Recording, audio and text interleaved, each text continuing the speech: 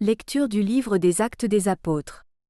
Le jour de la Pentecôte, Pierre, debout avec les 11 autres apôtres, éleva la voix et leur fit cette déclaration. Vous, Juifs, et vous tous qui résidez à Jérusalem, sachez bien ceci, prêtez l'oreille à mes paroles. Il s'agit de Jésus le Nazaréen, homme que Dieu a accrédité auprès de vous. En accomplissant par lui des miracles, des prodiges et des signes au milieu de vous, comme vous le savez vous-même. Cet homme, livré selon le dessein bien arrêté et la prescience de Dieu, vous l'avez supprimé, en le clouant sur le bois par la main des impies. Mais Dieu l'a ressuscité, en le délivrant des douleurs de la mort, car il n'était pas possible qu'elle le retienne en son pouvoir. En effet, c'est de lui que parle David dans le psaume. Je voyais le Seigneur devant moi sans relâche.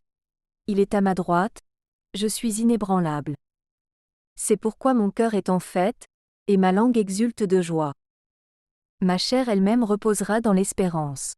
Tu ne peux m'abandonner au séjour des morts, ni laisser ton fidèle voir la corruption. Tu m'as appris des chemins de vie, tu me rempliras d'allégresse par ta présence.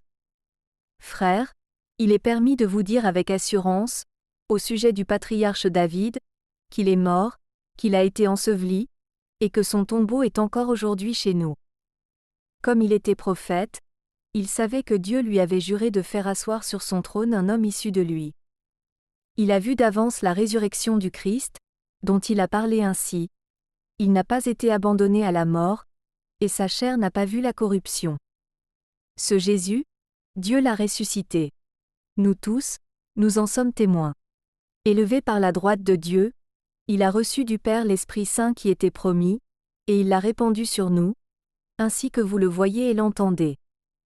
Parole du Seigneur.